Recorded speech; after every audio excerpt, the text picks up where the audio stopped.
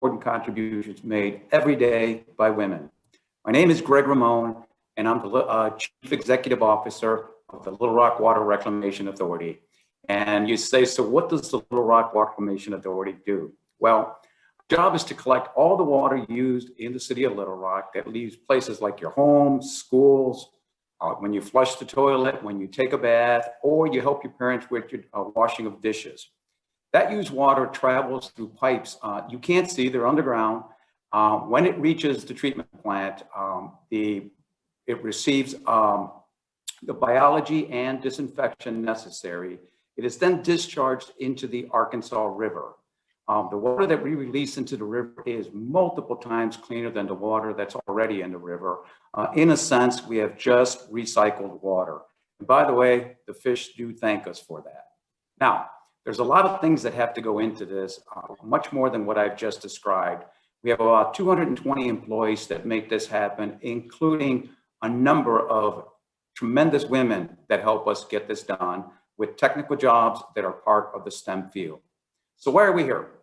We're here to celebrate an amazing woman in the STEM field named Raye Jean Montague. Today, March 28th, has been proclaimed Raye Jean Montague Day by the City of Little Rock Mayor Frank Scott. I'm going to turn this over to her son, Dr.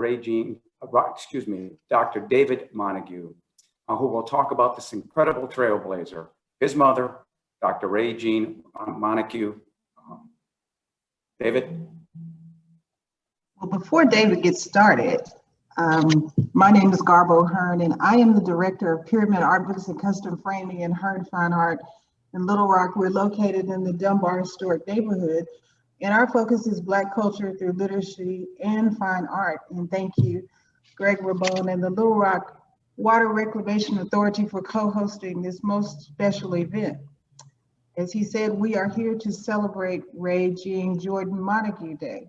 She was an internationally registered professional engineer with the U.S. Navy, and she is credited with the first computer-generated rough draft of a naval ship. So we are here to do a special Baobab Storytime, and we will have her son, Dr. David Montague, who is the Director of Online Learning and Faculty Mentoring at the University of Arkansas at Little Rock and a tenured full professor of criminal justice. And he will share some insight about his mom and read A Girl with a Mind for Math. So welcome, David. Thank you so much, Garbo. And Greg, thank you so much as well. As I said, my name is David Montague, and I'm just so excited to be here today with you. And obviously, the City of Little Rock is proclaimed today Raye Montague Day. And I had the pleasure of reading this amazing book to you all today. And I see Julia Mosca, the author, is on the call as well. And, Julia and I have spoken, over the years. Hi, Julia. and I want the audience to know that this book came out, literally, we were able to get copies of it probably about 2 weeks before my mom passed. And so she got a chance to see, she was literally in the hospital when it came out, and folks just went crazy for it. At the hospital, the nurses were buying copies and wanting to, as long as she could, sign them until she couldn't anymore.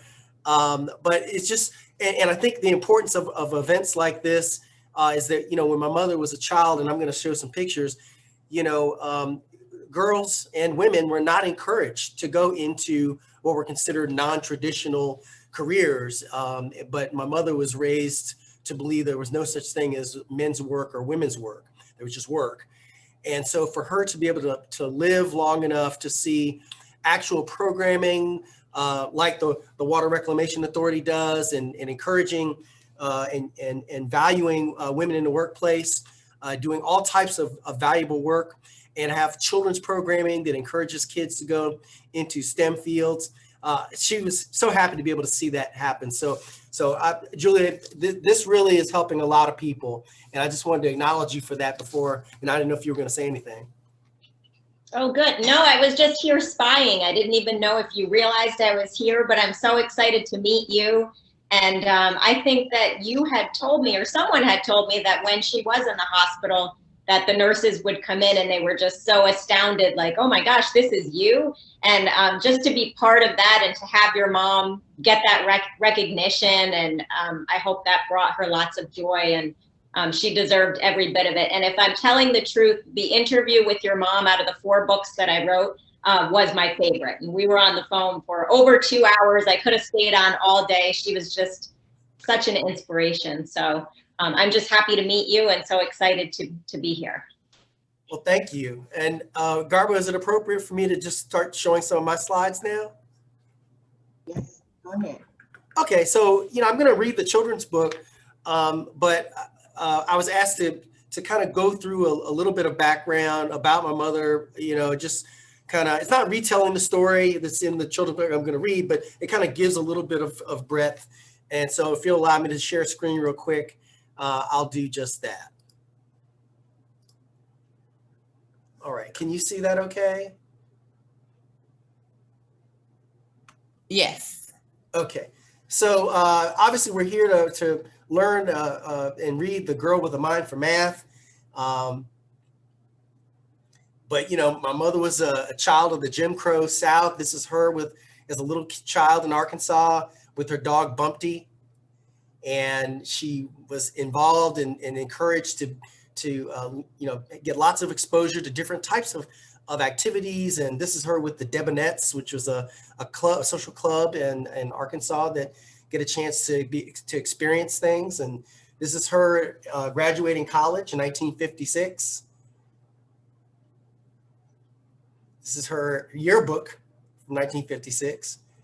And, it's interesting that, she studied business because at the time that she wanted to go to college, she wanted to be an engineer, but they didn't, allow that for minorities at University of Arkansas Fayetteville. So she got her business degree there. And that's later on, that's me, 3 weeks old. And this was a typical reality for my mother as a young working person at the Navy. This is 1961 in the David Taylor Model Basin, which is for those that are not familiar with ship design or air design. Anytime you build devices that are going to have to be out there in the real world, you need testing facilities. So one of my mother's first work locations with the U.S. Navy, it was the only job she ever had out of college, 33 and a half years, was working at the David Taylor Model Basin, which was a huge tube, a tunnel, where they would put smaller scale ships that have been designed and testing them, to make sure they float and things like that. But you can see, like, she's I think one of the only women in the room, and I think maybe the only person of color. So, but what really launched her career was when she was able to revolutionize how naval ships were designed. And during the height of the Vietnam War, basically President Nixon, who was president of the United States at the time, wanted to try to make sure we were competitive. And they had heard that my mother had come up with a system to design a ship, but it had never been done in real life. And so, long story short, she took a process that was 2 years long on paper and was able to design it by a computer in 18 hours and 26 minutes. And that first ship was the Oliver Hazard Perry class of ships, which was a frigate. For that, she received, obviously, humongous accolades, traveled all around the country. Obviously, just like what the wonderful folks at the Water Reclamation Authority are doing, she wanted to encourage people. She wanted to do that. And here's an example of her in 1985 speaking for what was Federal Women's Week. And, I mentioned the Oliver Hazard Perry. She would design the first class of a ship. First class of a ship that would go out. So basically, she would design the mold, and then they would build others from that. And this is another one of her ships. This is a submarine. And the irony is that she first decided that she wanted to be an engineer when she was only 7 years old, and you'll learn that because she saw a submarine, and she actually did get to design a submarine. It was the last ship she ever worked on. And this is her obviously hard at work at what's called Naval Sea Systems Command, doing different activities. And you could tell it's a big computer monitor. This is a long time ago. But what's interesting is that not only was she the first to do person to design that ship, she became the first of many things. So she broke a lot of gender barriers as well, because she was the first woman to be a program manager of ships in the history of the United States Navy. And that's a pretty big deal. And of course, she got additional accolades. She was on lots of boards of directors. She was the Navy's authority on computer-aided design and manufacturing. And that's kind of the technology behind what uses robotics to build your phones, our cars, things like that. It's her still committed to doing community service while all that was going on. This is with her women's group called the Links Incorporated. And of course, she received many different awards and recognitions over the years. And then finally, she got a chance to smell her roses. She ended up on Good Morning America in 2017, and that's my family with my mother there, and Robin Roberts and Michael Strahan. And she was also honored by the U.S. Navy finally, even though she encountered many obstacles. They finally recognized her in 2017 as their hidden figure as well. So she went to D.C. For that, to be honored. And it's interesting that she, took the train with me because she was under health restrictions to fly. And what's interesting about this, and this, I think it's important for your audience to know, remember in 1956, when my mother graduated college and went with her college degree to Washington, D.C., the segregation was still going on and the trains were segregated. And so she took the train from Arkansas to Washington, and she couldn't legally eat in a dining car. So she would have to have food brought out by porters. Now, truth is, years ago when she was a child, they would sneak her on train trips into the dining car, which was not legal, but that's how she ate.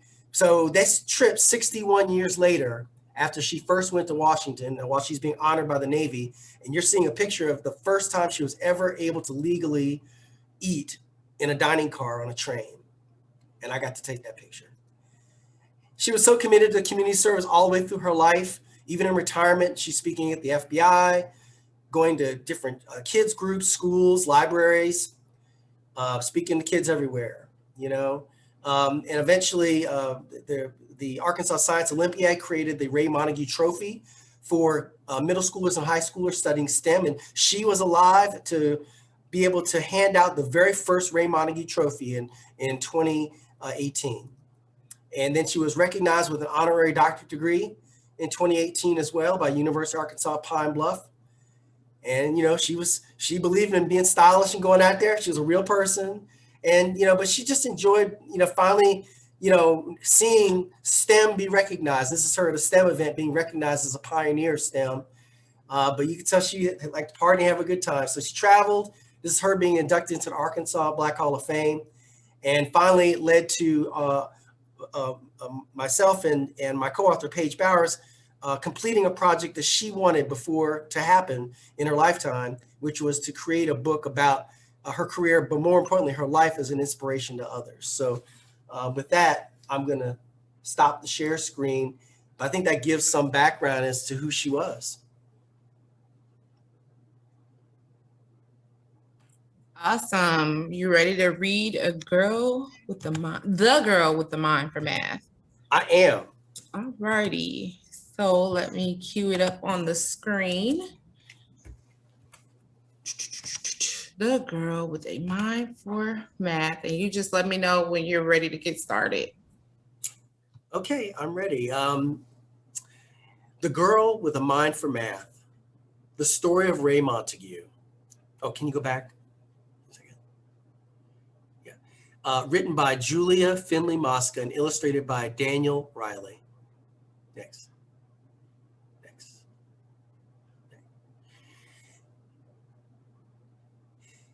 If there's something you want, but it seems out of reach, here's a story for you, a great truth it will teach. When you focus your mind, you'll succeed through and through, like one bold engineer by the name Montague.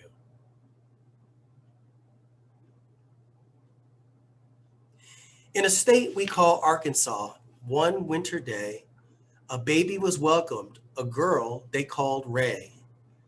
She was bright as a star, super smart from the start.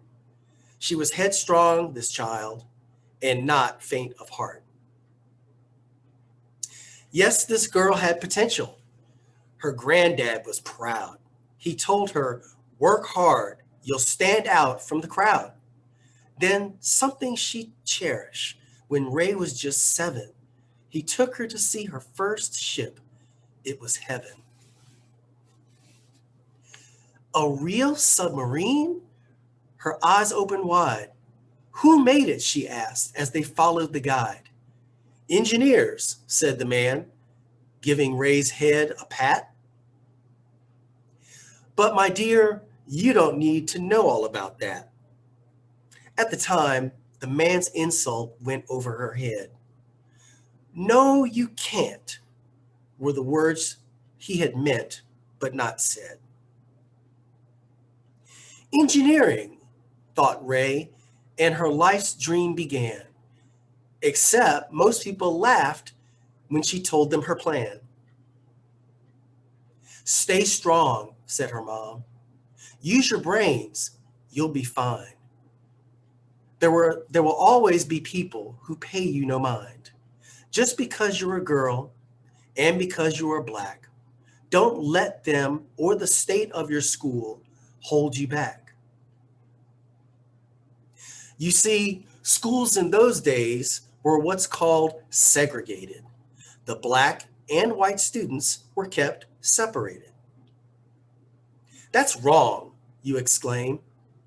It was dismissal, no fooling. And worst of all, white kids received better schooling.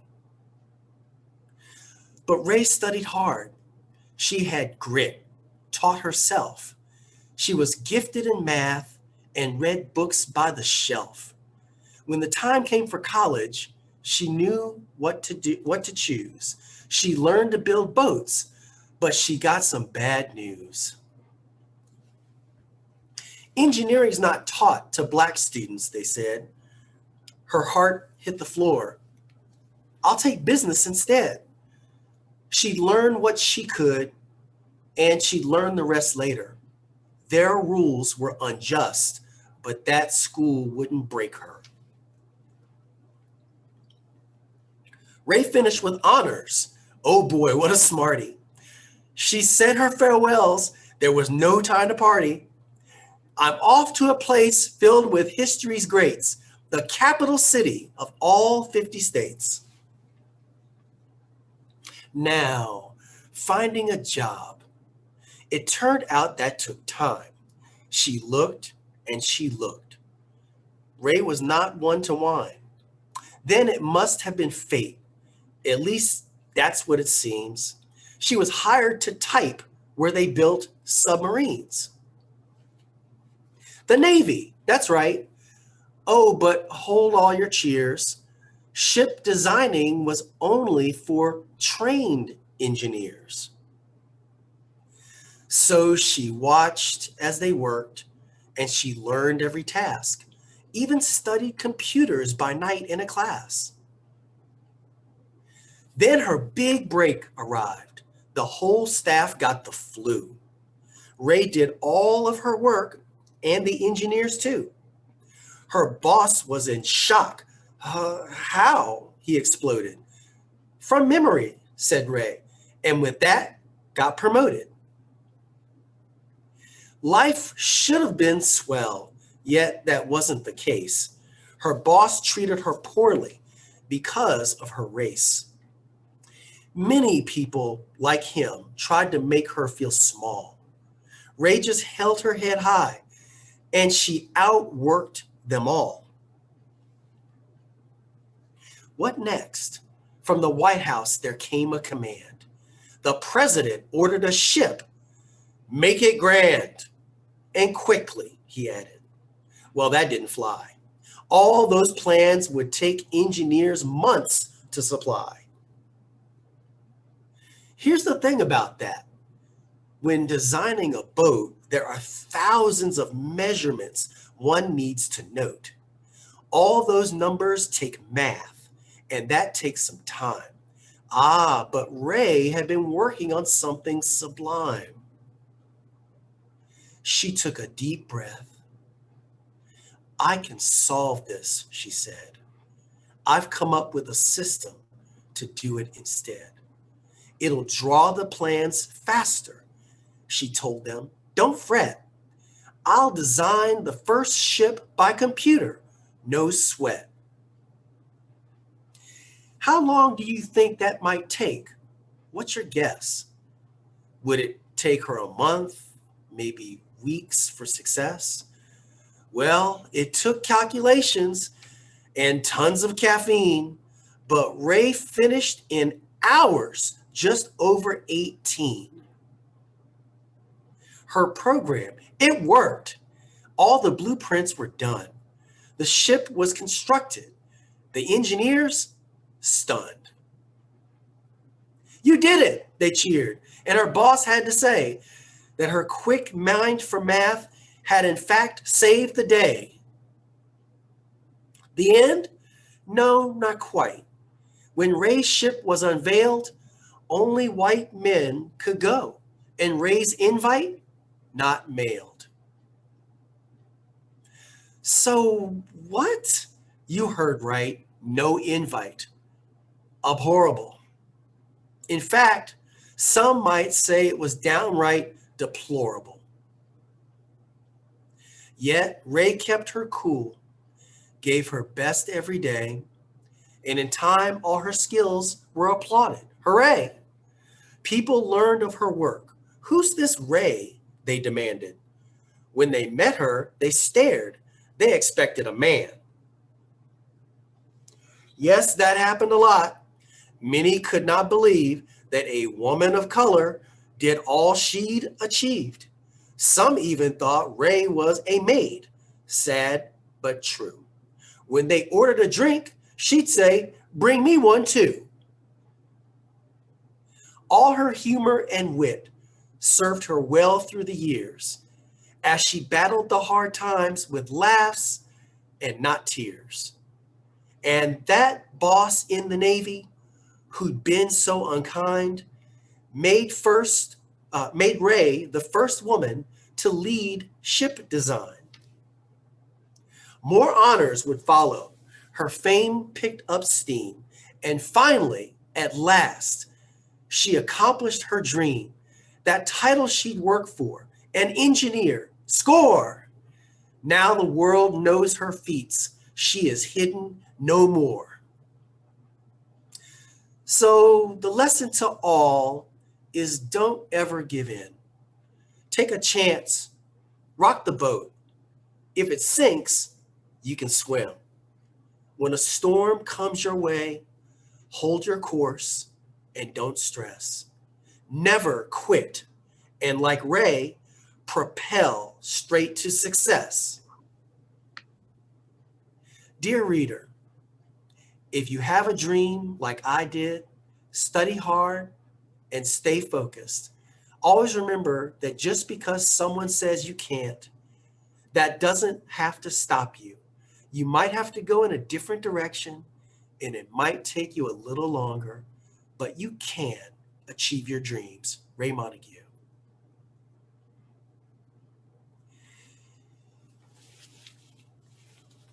Yay, thank you so much, Dr. Montague. So now at this time, we're gonna have a little trivia. I'm a teacher and we always check for understanding after books are read. So we're gonna have some trivia. There's no points and no prizes, but we're just gonna see how well everyone listened today. So let's get our trivia game queued up. And we'll start playing. I'm going to unmute everybody. So you'll just have the opportunity to just call out your answers. So let's see, let me share my screen. Unmuting everyone.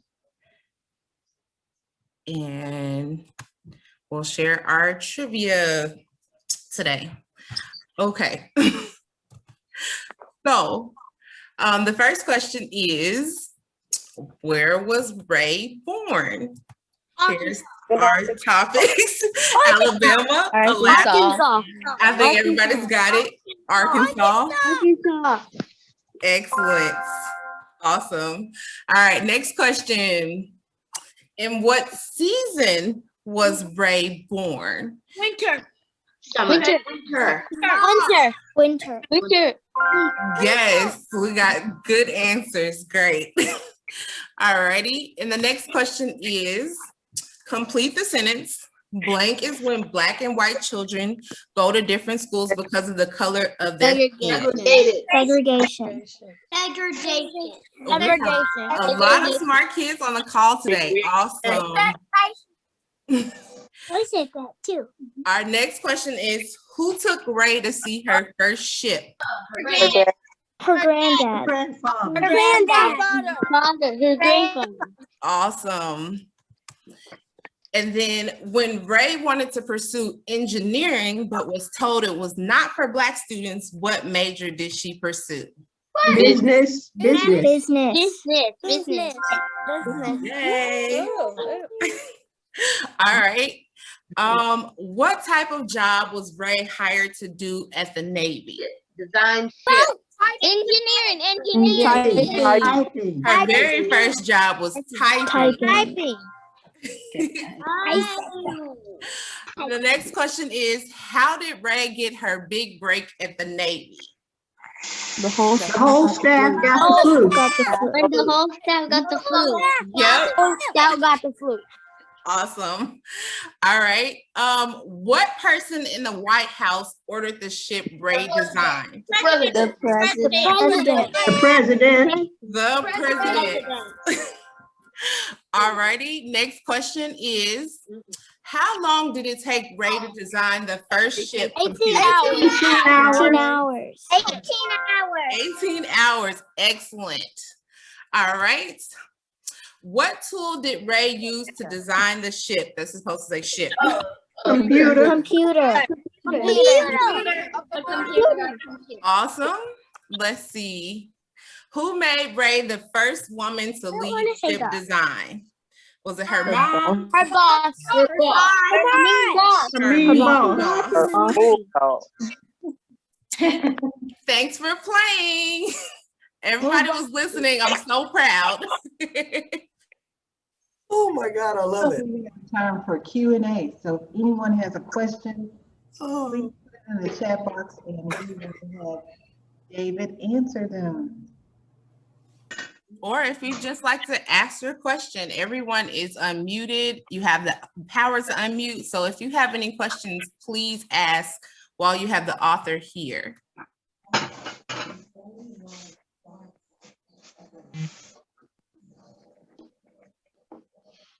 Comments? Anybody have anything they'd like to share? This is Raye Montague Day, so this is our time to celebrate this legacy.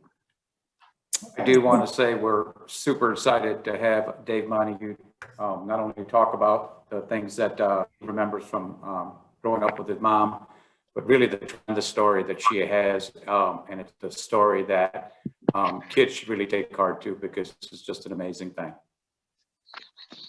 Well, I have some questions. Someone sent in some questions specifically for this day. So, Dr. Montague, how do you feel now that women are being acknowledged for their work in math, science, medicine, and your mother is not here to receive those honors? Well, I think that she was able to see a lot of things change, and that's good, and she, she was very happy and able to participate in programming for girls, and so she was excited about that, and I think she'd just be pleased to know that people are this become more commonplace to just support anyone who wants to pursue whatever career that they want to, because that's the way it should have been in the first place. Thank you. What should schools do to promote opportunities for children of color, both male and female? Well, for one thing, exposure, programming in terms of bringing in speakers, taking them on field trips, making sure that even during this pandemic, having live sessions with professionals in those fields to learn about them and what they mean. I mean, like the explanation, about what the Water Reclamation Authority actually does. That's another potential set of careers that relate to water. that people could think about that they might not have known about before him giving that, for Greg giving those comments at the very beginning. So I just think more exposure and definite intention about trying to make sure that kids know about more options rather than less options and are supported with the right resources if they want to pursue those goals. Excellent. So we do have a few questions in the chat. Jennifer Thomas would like to know, how old was your mother when she passed? She was 83. 83. Well-lived life. Liz Branch would like to ask, when you, the author, or I'm not sure, what interesting things did you learn that you did not include in your book? You wrote Overnight Code, or is there anything interesting that you learned about yourself? Or we also like to pose this question to Julia. Is there any interesting things that you all learned about Raye Montague that didn't make it to the books? Oh, I'm sure, because she had so much to say. I wanted to ask David, she told me that the mean boss used to try to make things more difficult for her, and he told her she could not go into the office alone. He would give her so much work, but she couldn't finish it all, and then he would say, you can't be in the office alone overtime. And so she got around that. She had such like a humorous way of getting around everything. She brought you, David, I think, to the office. Right. So she could say, well, I'm not alone. I have, but you were like 5 years old or something. And I wonder if you remember going in with your mom after hours to the office. You know, I do actually. I was 4 when she first started doing it, actually. And she brought my grandmother as well. And you know, you're right. I mean, he really was trying, that boss was trying everything he could to make her fail. And it just didn't work. And so, you know, there was nothing for me to do it. I mean, I basically grew up in Naval Sea Systems Command, you know, so you know, and so I was thrust into learning technology because there was nothing else to do. You know, I played and learned how to use computers and explored, and she had me punching, you know, they call it punch cards, programming, I used to say, in BASIC, you know, when I was a little kid, and then it just kind of took off. But yeah, she did anything she could to have to accomplish the goal. And I think that's an important lesson for the children out there, that, you know, sometimes there are just going to be barriers out there that just, you know, obstacles, you know, things that stand in your way that are just naturally there. But don't forget, there are some people that will intentionally, unfortunately, try to make it hard for someone to succeed. And it's important to understand that you have to try to keep trying, just like it said at the end of your book, Julia. That, you know, that don't give up. You know, realize that you might not win every single battle, but the important thing is that you try hard enough that you're accomplishing the goal. That's the main thing. Awesome. And in terms of what I learned from writing my book, Overnight Code, you know, I learned a lot more depth in terms of how there were a lot of people that didn't really know that much about, you know, my mother in terms of her career. They just knew her from her personal life. You know, she was very active with her sorority, Alpha Kappa Alpha Sorority Incorporated, and very active with the Lynx. And because I grew up with both of those groups, basically, and watching that dedication to service. And so I thought it was interesting how, you know, she really focused on why it is that people seem to want to just focus on career, but she was like, no, I'm a real person. And so I learned a lot about that in the book as well, from people that said they didn't know anything about her career. They just knew her as the person that played bridge and liked to go out and have a good time, and was a good friend and mentor to so many people. And I knew, and the other thing, and I'll be quiet. The other thing that really surprised me about the book, I knew that my mother was always trying to work to improve and inspire people. I had no level of the depth of which she would work to inspire other people until we were doing some of the research for this book. And I was talking to a lot of people, because I found out a lot of things that she did for so many decades to just, you know, open doors for people. And she always believed, no matter what challenges she dealt with, she wasn't going to let that make her bitter and not try to do the right thing. And I think that's an important lesson for children on this call as well. Awesome. And we'll end up the Q&A with this last question from Liz Branch. So the movie Hidden Figures, did your mom have an opportunity to see that movie, and what was her response? I took her to see the movie Hidden Figures over at the Breckenridge movie theater. And of course she loved it. And it was funny because she said the experiences that she saw, she dealt with a lot of those same things, but it were different as well. And she just was so excited to see the struggle in there and overcoming the struggle. And she made the comment in the theater, because she sat there and just started, welling up, you're crying a little bit, saying it's a shame that, so much has to be done to tell the story of how hard society has made just doing, careers and living life based on silly things like gender, race, things like that. And that it's so sad that there's so many people, even right here in Arkansas, that also did really amazing things that we just don't even know about. And I think that was a big learning lesson for her. So it hit her hard at that point, watching the movie, about how real it was. And it was so funny because when I went to get the car, because she was in a wheelchair at that point, to take her back home, she was talking to some women outside the movie theater, and it just came up, and they were saying, "Oh, I've never met anyone that's done in the movie, like we saw in the movie." And she just started getting into casual conversation about her time back in the Navy. She's retired at this point, obviously. And next thing you know, I pull the car up, and they're all taking selfies with her, and and so she just really enjoyed being able to see that type of movie and give accolades to those amazing people that did what they did at NASA. And it's a shame that people don't know more about these other hidden figures that are out there. Thank you so much. And now I would like to introduce my mother, Miss Garbo Hearn. She is going to talk about a challenge that we're issuing to everyone here.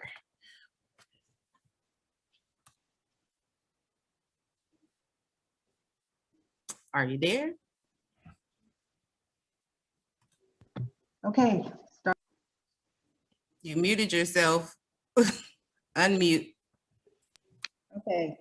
The hazards of Zoom. Thank you all for being here and spending part of your Sunday afternoon celebrating the legacy of Raye Montague. Thank you, David, for your presentation and sharing your story, and Julia for coming on. And, Greg, and of course, I'd like to design for helping put all this together. But we have a challenge that we want every public library, every school library to have a copy of The Girl with a Mind for Math and Overnight Code by March 28, 2022, because we don't want this to just be a day. We want Raye Montague to be a household name for young men and women to understand that they can achieve their dreams. And one way is by reading. Literacy is so important. So we are going to give away a book today. We're going to start the challenge with making sure that someone on this call will win a book, and then they'll tell us what library to donate it to. And we're hoping that you take this challenge and you go to your library and ask to check out this book, because that's one way to get it in the system, is to check it out. And if they don't have it, they will order it and it will be in that branch. But we want every public, charter, and private school to have a copy of both books. And so I issue that challenge for you on the call. You are ambassadors, and we will make this happen by next March 28, 2022. David? Yes, I agree. I mean, I think that's really important. And the book that I just read is obviously an amazing book for, as you heard in the responses with the trivia game. I mean, you saw the response. It's a great book for younger kids to be encouraged. And Julia's got a good series of different books as well to motivate and inspire children. And then obviously the Overnight Code book is really good for middle schoolers and up, as just a way to understand overcoming obstacles, almost like a survival guide. So it doesn't matter whether you're male, female, whatever where you're from. You know, there are stories in both these books that can inspire people. And I think Garbo is right. It is important to make sure that that the word is spread and that we know about a real Arkansan who lived here and supported institutions within the state. So Anna, are you ready to spin the wheel? Just about. I'm putting everyone's names on our wheel. So the way that this is going to work is we have a wheel with all of our participants, minus, of course, Dr. Montague and our author, Miss Julia. So you all can't win, sorry. And so what you can do, you can take the book, and definitely, you know, if you have a child in your life, or, you know, a certain library or school library in mind, you can definitely choose to donate it there. Or you can pass your book on to someone else on the wheel. So we'll get started with our wheel. Let me share my screen. All right, so I have all the names of everyone present in the room right now, and we'll click to spin so we can figure out who our winner is today.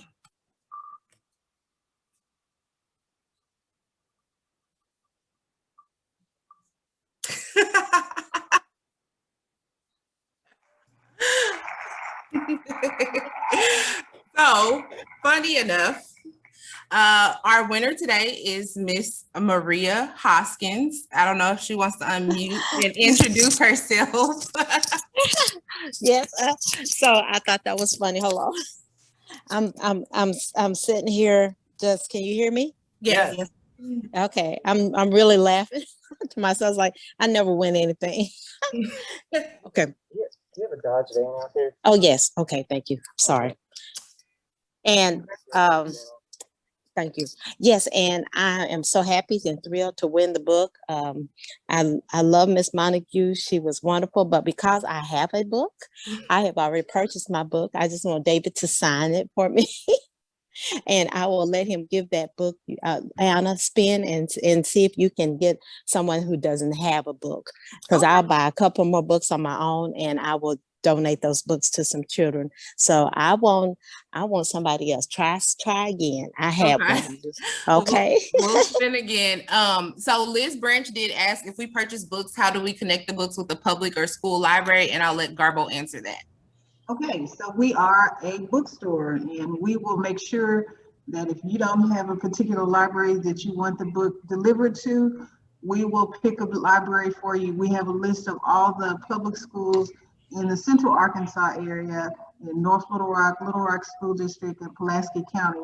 And so we just have the whole list and we will go down the list until everybody has a book. So if you buy the book from us, we will deliver the books to the library with the book plate with your name on them. And if you purchase more than 5 books, we will give you a 15% discount. We will definitely, you can buy online or you can come in the store or do curb service. But we are definitely wanting to make sure these books get in the right hands. So we will make it happen. We will deliver the books or mail them. Either way, we will take that responsibility. All righty. So I am putting in the chat our phone number as well as the email address for the bookstore. So if you'd like to take us up on our challenge, if you buy the books, we will get them to those libraries. Also, we were going to spin the wheel one more time. Let's see here. Let me share my screen again. And I have removed Maria. And let's see who wins this time. And by the way, Maria is one of our Arkansas authors. She's right. written children's books, so she is so excited and so happy to give the challenge and share this book. So Brandy, Brandy. Okay. All right, Miss Brandy. Thank you. Thank you. Okay, so we will get with you and make sure if you want to take the book or if you want us to share the book with the library. But we are so pleased that you all have spent your afternoon, part of your afternoon with us, and this is the end of our programming. Thank you so much. And just be looking for the follow-up. We're going to email everyone who registered and attended with information about how to purchase the book and how to donate those to your local library. So we will definitely be following up with everybody. So thank you, David, and thank you to Greg. And we appreciate all your participation. Thank you. you. Thank you. Thank you.